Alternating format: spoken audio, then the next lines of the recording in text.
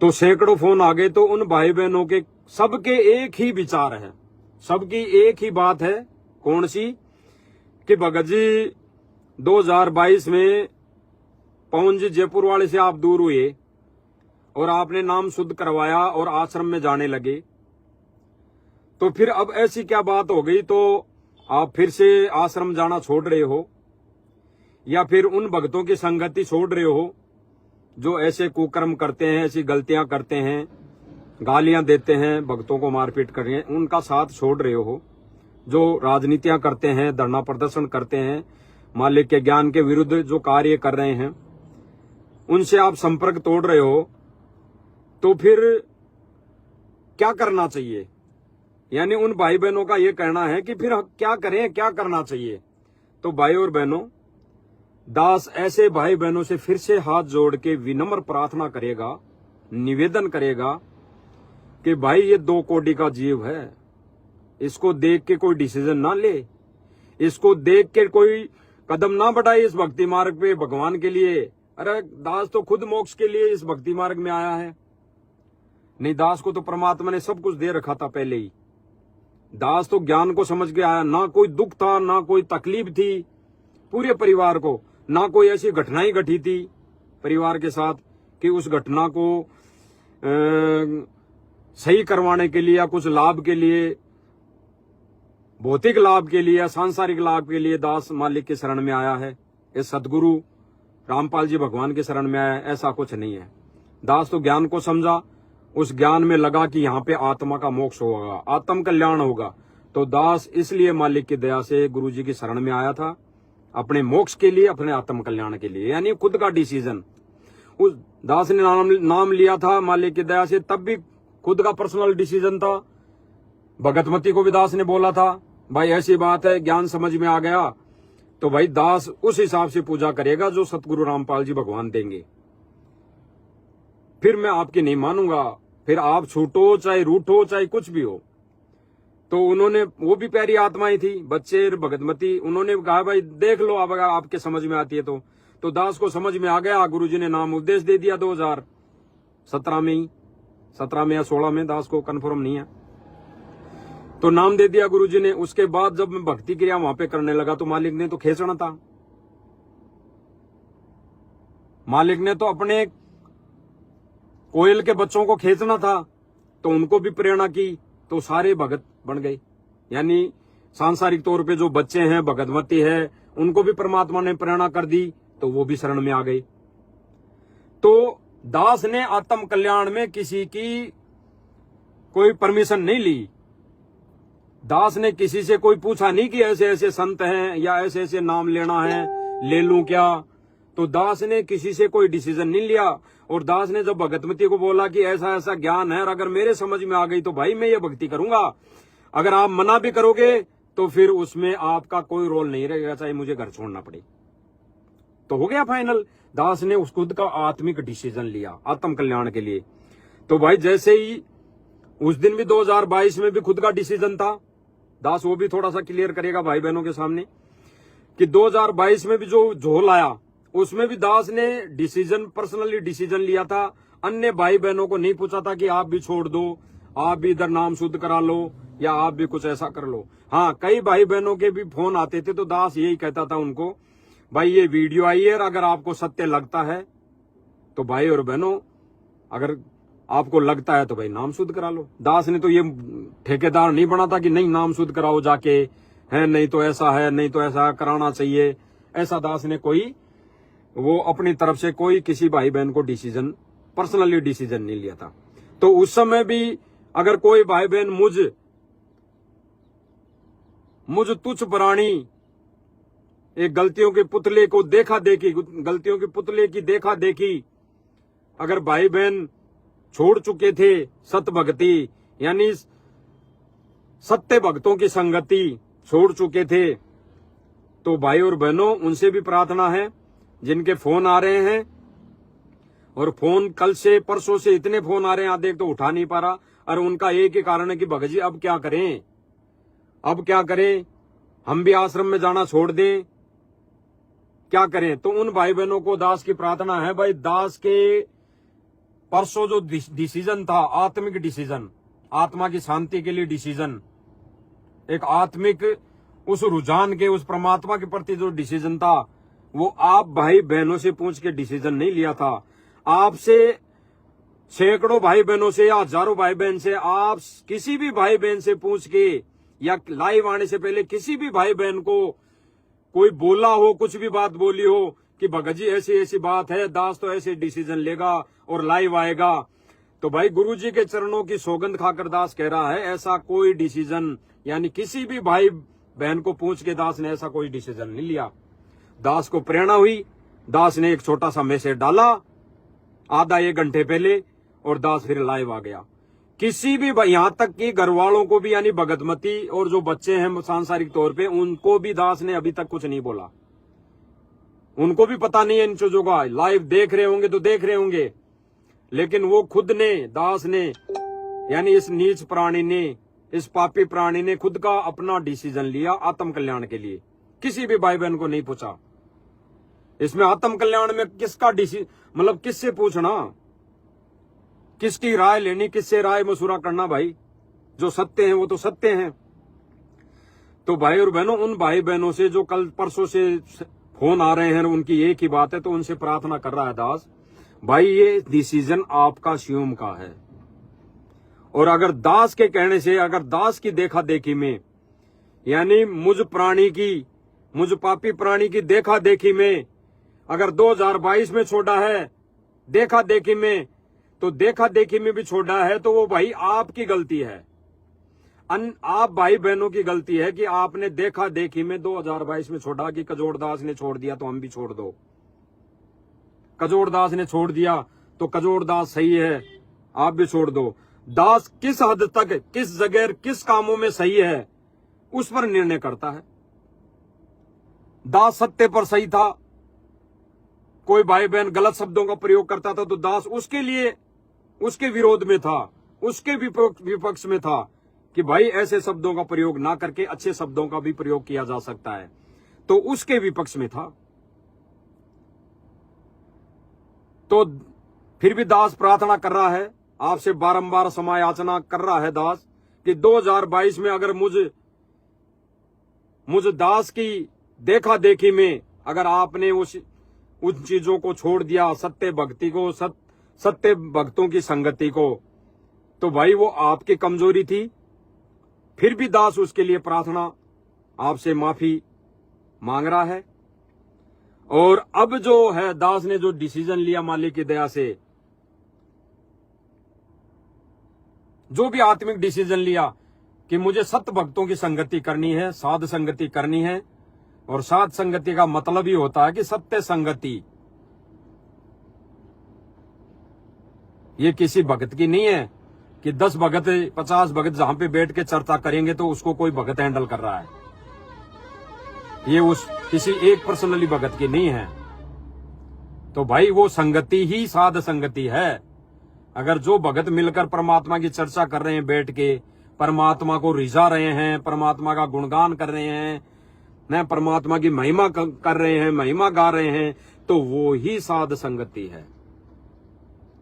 और जहां बैठ के राजनीति की बातें होती है, जहां बैठ के धरना प्रदर्शनों की बातें होती है, जहां बैठ के फिल्में देखी जाती है, जहां बैठ के मोबाइल देखा जाता है, उसमें गेम खेला जाता है, जहां बैठ के परमात्मा की चर्चा हो रही हो और सो रहे हो आधे भगत, परमात्मा सत्संग कर रहे हो एलईडी पे, फिर भगत सो रहे हो, तो वो साध संगति नहीं है।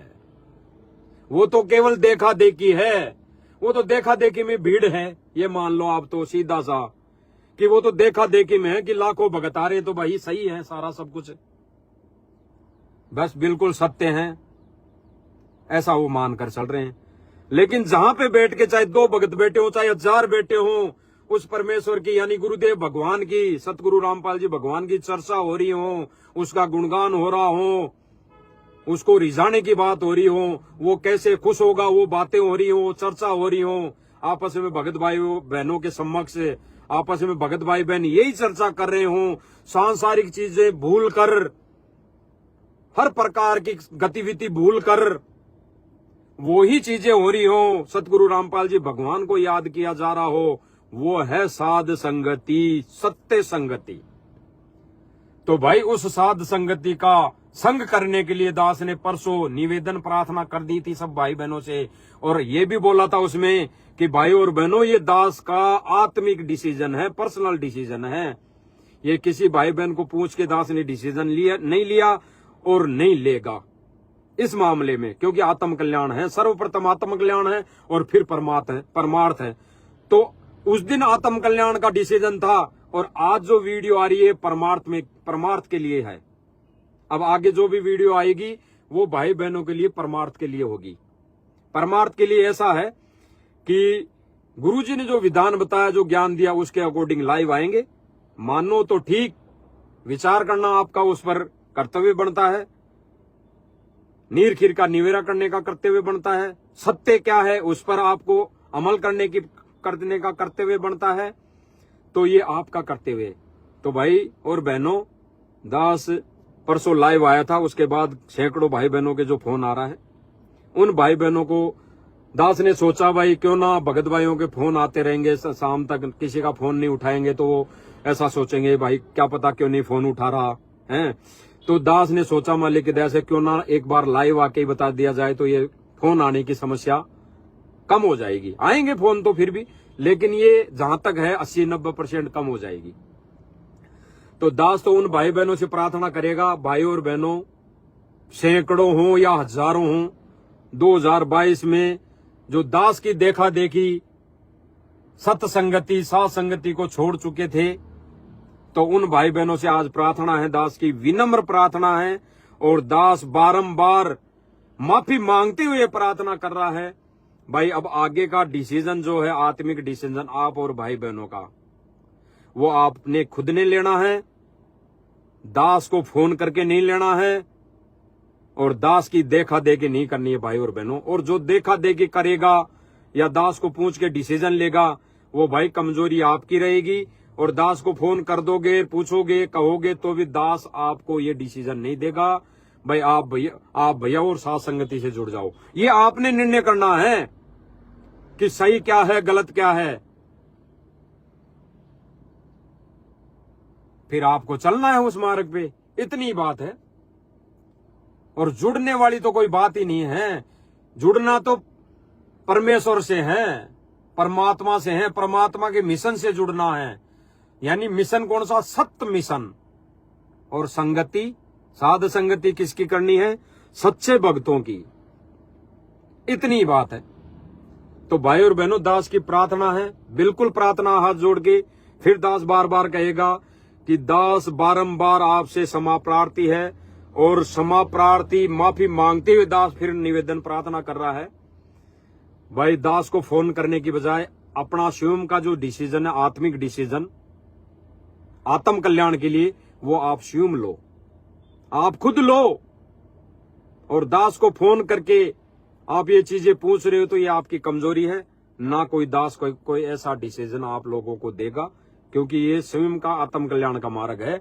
अगर अब भी हम ये देखा देखी में और ये किसी को पूछ के करेंगे कि भगत जी सही क्या है, गलत क्या है, उनका क्या करना है। कई ऐसे भक्तों के फोन आए जिन्होंने नाम शुद्ध करवा लिया, आश्रम में भी जा रहे हैं, उनके साथ ऐसी घटनाएं घटी। कल एक फोन आया था, ऐसी घटनाएं घट रही है कि उनको मतलब आर्थिक स्थिति ऐसे डाउन हो गई, ऐसे कमजोर हो गई, ऐसी स्थिति हो गई कि उनको 2 वक्त की, यानी ये सोच लो कि पानी तक नसीब नहीं है। ऐसी स्थिति हो गई, ऐसी स्थिति हो गई, ऐसे फोन आ रहे हैं। तो भाई और बहनों, ये आत्मिक डिसीजन है, आपने लेना है। परमात्मा तो सब कुछ परमात्मा कर रहा है। और उन भाई बहनों को दास ये प्रार्थना करेगा, भाई आर्थिक स्थिति ऐसी हो गई, ऐसी डाउन हो गई, आश्रम में जा रहे हो अभी तक है, तो भाई बहनों एक मुहिम चलाई हुई है, अन्नपूर्णा मुहिम। तो फोन करो, फोन करते ही सारी व्यवस्था हो रही है। अरे पहले तो भक्तों की करेगा परमात्मा। अगर मुहिम गुरुजी ने चलाई है, सतगुरु रामपाल जी भगवान ने चलाई है, तो परमात्मा पहले अपने भक्तों को लाभ देगा, पहले अपने भक्तों की व्यवस्था करेगा कि ये भक्ति कर ले। कम से कम पहले दूध देने वाली गाय की व्यवस्था करेगा परमात्मा। और अगर भगत भी कोई किसी की मदद कर रहा तो पहले दूध देने वाले गाय को बिलोने खिलाने पड़ेंगे, हैं, खड़ खिलानी पड़ेगी जब वो दूध देगी। और जब दूध ही नहीं दे रही कोई गाय, उसको हम ज्यादा बिलोने वो खिलाएंगे पौष्टिक आहार, तो उससे क्या लाभ होगा? उससे उतना ही लाभ होगा जिसका लाभ कुछ पुण्य हमारे को मिल जाएगा। बाकी वो जो लाभ है, दूध देने वाली गाय कौन सी? संत भगत। उनको अगर उनकी व्यवस्था, उनकी मदद होगी, उनकी मदद परमात्मा किसी को माध्यम बना के करवाएगा, तो उसको उसके प्रतिफल में कितना दूध मिलेगा उस भगत को, जिसको परमात्मा निमित्त बनाएगा। तो भाई बहनों, उनसे दास की प्रार्थना है, फोन करो। मकान तक बन रहे हैं, दास विरोध नहीं कर रहा किसी चीज का। अगर सतगुरु रामपाल जी भगवान ने मुहिम चलाई है तो भाई प्रार्थना लगाओ, मकान भी बनेगा और खाने पीने तक की व्यवस्था होगी। तो भक्तों की क्यों नहीं हो रही भाई? अगर भक्तों की नहीं हो रही तो फिर ये सतगुरु रामपाल जी भगवान ने नहीं चलाई, और भगवान ने चलाई है तो फिर भगत हैं जो सेवादार है वो मन मर्जी कर रहे हैं। वो मन मर्जी कौन सी? उनकी इच्छा है इसका करना है, इसका मकान बनाना है तो बना दिया, उनकी इच्छा करी इसको मदद करनी है, दाल चावल आटा पहुंचाना है तो उसको पहुंचा दिया, उनकी इच्छा है, वो डिक्लेयर कर रहे हैं। फिर वो अपनी मर्जी से डिक्लेयर कर रहे हैं कि इसकी मदद करनी है, इसकी नहीं करनी। कई भक्तों के तो ऐसे फोन आ रहे हैं कि भगत जी हमने फोन किया, हमने मदद तक मांगी कि ऐसे मदद हो जाए, गुरुजी से हमारी प्रार्थना लगा दो, तो वहां से आदेश आया कि गुरुजी का आदेश आया भक्ति करो, हो जाएगा। तो यानी भक्तों के लिए तो ऐसी आदेश गुरुदेव भगवान का। और जो वीडियो में दिखाया जाता है वो कहीं से गरीब नहीं दिखाई दे रहे। गरीब कौन होता है? जिसके हाथ पैर नहीं है, काम धंधा नहीं कर सकता, चल नहीं सकता, वो है गरीब। और जो हट्टा कट्टा है उसकी वीडियो दिखाई जा रही है कि ये गरीब है, इसका 2 मंजिल का मकान बनाया जा रहा है, ये बिल्कुल गरीब है, इसको मदद की जा रही है लाखों रुपए की, 10-20 लाख रुपए की। कौन सा गरीब है भाई वो?